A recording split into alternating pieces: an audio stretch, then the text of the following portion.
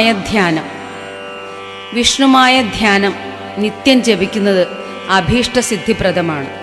മഹേശ്വരൻ്റെ പുത്രനായ വിഷ്ണുമായ സ്വാമിയുടെ ധ്യാനം ചൊല്ലുന്നതിന് മുൻപ് ആരാണ് വിഷ്ണുമായ എന്നത് വ്യക്തമായി മനസ്സിലാക്കേണ്ടതുണ്ട്. വിഷ്ണുമായ എന്നത് യഥാർത്ഥ ഈശ്വര ചൈതന്യം തന്നെയാണ്. ഭഗവാൻ ശിവന്റെ പുത്രൻ, ഒരു മായയായി വിളയാടുന്നവൻ, തൻ്റെ പ്രിയപ്പെട്ട ഭക്തരുടെ ആഗ്രഹമെല്ലാം നിറവേറ്റിക്കൊടുക്കുന്ന ഭക്തവത്സല. വിഷ്ണുമായ എന്ന പേര് വന്നതിനു പുറകിൽ ഒരു ഐതിഹ്യമുണ്ട്. ഒരു പോത്തിൻ്റെ പുറത്ത് സഞ്ചരിക്കുന്ന ഒരു ദിവ്യബാലനാണ് വിഷ്ണുമായ. ഒരിക്കൽ ഈ ബാലൻ തൻ്റെ അച്ഛനായ ശിവൻ സമ്മാനിച്ച പോത്തിൻ്റെ പുറത്തേറി ശിവഭഗവാനെ കാണാൻ കൈലാസത്തിൽ ചെന്നു.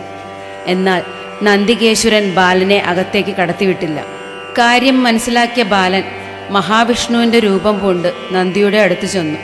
ഭഗവാനെ കണ്ട മാത്രയിൽ നന്ദി അകത്തേക്ക് കടത്തിവിട്ടു. അകത്ത് ചെന്ന് തൻ്റെ ശരിയായ രൂപമെടുത്ത് ശിവപാർവതിമാരുടെ മുൻപിൽ ബാലൻ വണങ്ങി നിന്നു. തൻ്റെ പുത്രനെ കണ്ട സന്തോഷത്താൽ ശിവപാർവതിമാർ ബാലനെ ഗാഠം പുണർന്നു. അങ്ങനെ മായയാൽ രൂപമാറ്റം വരുത്തി ശിവഭഗവാനെ കാണാനെത്തിയ തൻ്റെ മകന് വിഷ്ണുമായ എന്ന പേര് ശിവഭഗവാൻ നൽകി. കൂടാതെ കുറേ യുദ്ധതന്ത്രങ്ങളും പഠിപ്പിച്ചു വിട്ടു. അങ്ങനെ ആ ബാലൻ വിഷ്ണുമായ എന്ന പേരിൽ അറിയപ്പെടാൻ തുടങ്ങി. കാര്യം നടത്തിയെടുക്കാൻ ഏതു രൂപവും സ്വീകരിക്കുന്ന മായാജാലക്കാരനാണ് വിഷ്ണുമായ. വിഷ്ണുമായയുടെ പിറവിക്ക് പുറകിലും ഒരു ഐതിഹ്യമുണ്ട്. പാർവതീദേവിയുടെ പ്രിയ സഖിമാരിൽ ഒരാളായിരുന്ന മനസ്വിനി ഒരിക്കൽ പാർവതിപുത്രനായ ഗണേശന് മുല കൊടുക്കുകയും അത് മനസ്സിലാക്കിയ പാർവതീദേവി അത് ഒട്ടും ഇഷ്ടപ്പെടാതെ ദേഷ്യം പൂണ്ട് മനസ്വിനിയെ ചണ്ടാലവർഗത്തിൽ ജനിക്കട്ടെ എന്ന് ശപിക്കുകയും ചെയ്തു. പിന്നീട് തൻ്റെ മകനോടുള്ള അതിയായ വാത്സല്യാതിരേകത്താൽ പാൽ കൊടുത്തുപോയതാണ് എന്ന് മനസ്സിലാക്കിയ പാർവതീദേവി, ചണ്ടാലവർഗത്തിൽ ജനിച്ചാലും നിനക്ക് ശിവഭഗവാന്റെ മകനെ പ്രസവിച്ച് പാലൂട്ടുവാനുള്ള ഭാഗ്യമുണ്ടാവട്ടെ എന്ന് അനുഗ്രഹിച്ചു. അങ്ങനെ ചണ്ടാലവർഗത്തിൽ ജനിച്ച് നല്ല ശബ്ദവും നല്ല സൗന്ദര്യവുമുള്ള കൂളിവാക എന്നു പേരുള്ള യുവതിയായി മനസ്സിനി വളർന്നു വന്നു. ഒരിക്കൽ കൂളിവാകയെ കണ്ട് ശിവഭഗവാൻ അവളിൽ അനുരക്തനായി. അവർക്ക് ഒരു ആൺകുഞ്ഞ് ജനിച്ചു. ആ ദിവ്യബാലനാണ് വിഷ്ണുമായ. അമ്മയുടെ കൂടെ വളർന്ന വിഷ്ണുമായ വനവാസികൾക്കെല്ലാം വളരെ സഹായിയായിരുന്നു. ഏതാപത്തിലും ദാരിദ്ര്യത്തിലും കഷ്ടപ്പാടിലുമെല്ലാം എല്ലാ സഹായവും നൽകി അവൻ അവരെ രക്ഷിച്ചു പോന്നു. അതുകൊണ്ട് തന്നെ അവർക്കെല്ലാം ആ ബാലനോട് അതിയായ സ്നേഹവും കൂടാതെ അവരുടെ ഈശ്വരനായും കണക്കാക്കി പോന്നു. ഒരിക്കൽ വിഷ്ണുമായയുടെ 7ാം പിറന്നാൾ വനവാസികൾ ആഘോഷപൂർവ്വം കൊണ്ടാടുകയായിരുന്നു. ഗംഭീര സദ്യയെല്ലാം ഒരുക്കി നല്ല രീതിയിൽ ആഘോഷം നടന്നുകൊണ്ടിരിക്കുമ്പോൾ നാരദമുനി ആ വഴി വന്നു. സുന്ദരനായ ദിവ്യബാലനെ കണ്ട് അവൻ്റെ ജന്മോദ്ദേശം എന്തെന്ന് പറഞ്ഞുകൊടുത്തു. ദേവകളെയും മുനിമാരെയും വല്ലാതെ ഉപദ്രവിച്ചിരുന്ന ജലന്ധരൻ എന്ന രാക്ഷസനെ കൊന്ന് ദേവകളെ രക്ഷിക്കുക എന്നതാണ് വിഷ്ണുമായ എന്ന ബാലൻ്റെ ജന്മോദ്ദേശം എന്ന് മനസ്സിലാക്കി കൊടുത്തു. ഇത് മനസ്സിലാക്കിയ വിഷ്ണുമായ ശക്തനായ ജലന്ധരനുമായി യുദ്ധം തുടങ്ങി. പല രീതിയിലും പയറ്റിയിട്ട് ജലന്ധരനെ തോൽപ്പിക്കുവാൻ സാധിക്കാതെ വന്നപ്പോൾ സുദർശന ചക്രമായി രൂപമെടുത്ത് ജലന്ധരനോട് ഏറ്റുമുട്ടി. കത്തിജ്വലിച്ചു പാഞ്ഞെടുക്കുന്ന സുദർശന ചക്രത്തെ കണ്ട് ഭയന്നോടിയ ജലന്ധരൻ കടലിൽ ഒളിച്ചു. ചക്രത്തിൻ്റെ കൊടുംചൂടിൽ തിളച്ച കടലിൽ നിന്നും നിവൃത്തിയില്ലാതെ പുറത്തു വന്ന ജലന്ധരനെ വിഷ്ണുമായ കൊന്ന് ദേവകളെ രക്ഷിക്കുന്നു. വിഷ്ണുമായയുടെ ദിവ്യത്വം മനസ്സിലാക്കിയ ദേവകൾ സ്വർഗത്തിലേക്ക് ക്ഷണിക്കുന്നു. എന്നാൽ വിഷ്ണുമായ തനിക്ക് പാവപ്പെട്ട വനവാസികളുടെ കൂടെ ജീവിക്കാനാണ് ഇഷ്ടമെന്ന് പറഞ്ഞ് വനത്തിലേക്ക് തിരിച്ചു പോന്നു. അങ്ങനെ തൻ്റെ പ്രിയപ്പെട്ട ഭക്തർക്ക് അവരുടെ ആഗ്രഹങ്ങൾ നിറവേറ്റുവാൻ ഏതു രൂപവും ഭാവവും ധരിച്ച് ആഗ്രഹങ്ങൾ നിറവേറ്റുന്ന അവരുടെ ഈശ്വരനായി വാഴുന്നു. സാത്വികമായ രീതിയിൽ നല്ല കാര്യങ്ങൾക്കായി വിഷ്ണുമായെ ഭജിക്കുന്നവർക്ക് എല്ലാ നന്മകളും നൽകുന്ന ഭക്തപ്രിയനായാണ് വിഷ്ണുമായ അറിയപ്പെടുന്നത്. സാത്വികമായ പൂജ പോലെ തന്നെ അധമമായ പൂജ ചെയ്യുന്നവരുമുണ്ടെന്നാണ് കേട്ടിട്ടുള്ളത്. എന്നാൽ അധമമായ പൂജ ചെയ്യുന്നത് ഒട്ടും തന്നെ നല്ലതല്ലെന്നാണ് ആചാര്യന്മാർ പറഞ്ഞിട്ടുള്ളത്. സാത്വികമായ പൂജയിലൂടെ എല്ലാ അനുഗ്രഹങ്ങളും നമുക്ക് നേടിയെടുക്കാൻ സാധിക്കും. അവരെയെല്ലാം നിറഞ്ഞ് അനുഗ്രഹിക്കുന്നവനാണ് വിഷ്ണുമായ. എല്ലാ ഈശ്വര ചൈതന്യവും നന്മയ്ക്ക് വേണ്ടിയാണ് ഉണ്ടായിട്ടുള്ളത്. നല്ല സാത്വികമായ രീതിയിൽ ഭജിക്കുന്നതുകൊണ്ട് ഒരു ദോഷവും ഉണ്ടാകില്ല എന്നാണ് അറിവുള്ളവർ പറയുന്നത്.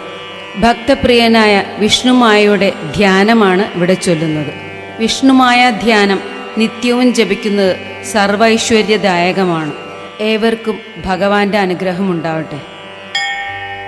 കാർവർണം കോമളാംഗം കനകമണിലസത്രിക്കിരീടോജ്വലാഭം कार्वेणी चन्द्रभालं सरसिजनयनं पुञ्जिरिपूमुखाब्जं सर्वाङ्गं स्वर्णभूषपरिलसितमयं स्तोत्रवेत्राभिरामं सर्वज्ञं ध्यायते माम् परमशिवसुतं श्रीमहाविष्णुमायम् कार्वर्णं कोमलाङ्गं कनकमणिलसत्रिकिरीटोज्वलाभं कार्वेणी चन्द्रभालं सरसिजनयनं पुञ्जिरिपूमुखाब्जं सर्वाङ्गं स्वर्णभूषपरिलसितमयं स्तोत्रवेत्राभिरामं सर्वज्ञं ध्यायते माम् परमशिवसुतं श्रीमहाविष्णुमायम्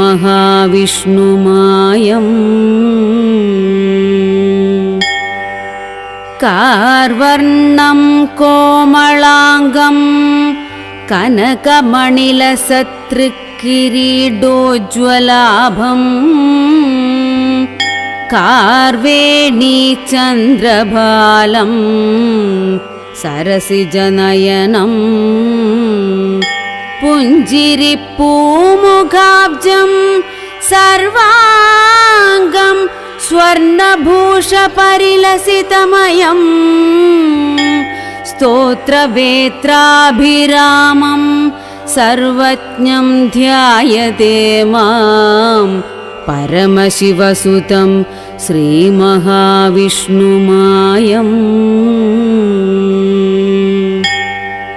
कार्वर्णं कोमलाङ्गं कनकमणिलसत्रिकिरीटोज्वलाभं कार्वेणी चन्द्रभालं सरसिजनयनं पुञ्जिरिपूमुखाब्जं सर्वाङ्गं स्वर्णभूषपरिलसितमयं स्तोत्रवेत्राभिरामं सर्वज्ञं ध्यायते माम् परमशिवसुतं श्रीमहाविष्णुमायम्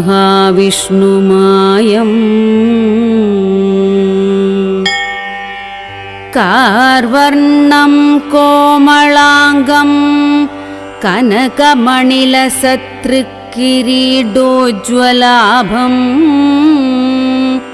कार्वेणी चन्द्रभालं सरसिजनयनं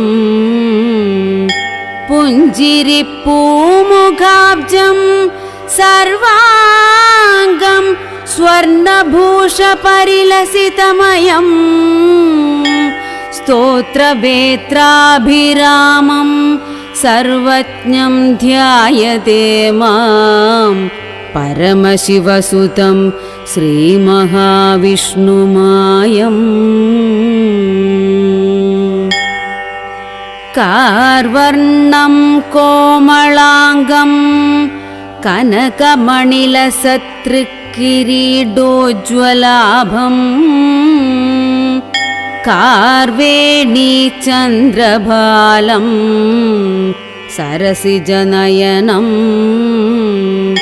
पुञ्जिरिपूमुखाब्जं सर्वाङ्गं स्वर्णभूषपरिलसितमयं स्तोत्रवेत्राभिरामं सर्वज्ञं ध्यायते माम् परमशिवसुतं श्रीमहाविष्णुमायम् कार्वर्णं कोमलाङ्गं कनकमणिलसत्कृकिरीटोज्ज्वलाभम् कार्वेणीचन्द्रभालं सरसिजनयनं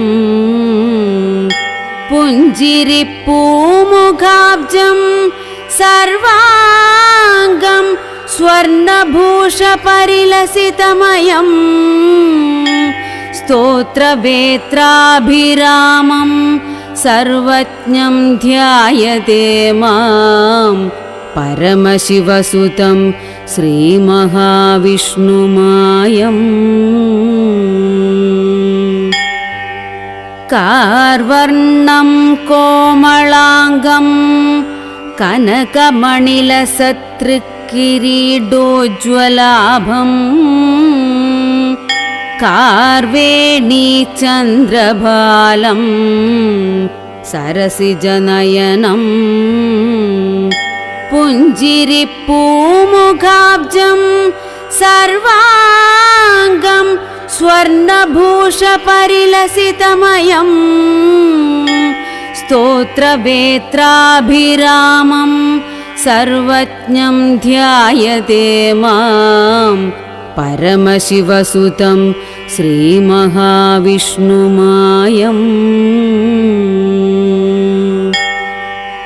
कार्वर्णं कोमलाङ्गं कनकमणिलसत्कृकिरीटोज्ज्वलाभम् कार्वेणीचन्द्रभालं सरसिजनयनं पुञ्जिरिपूमुखाब्जं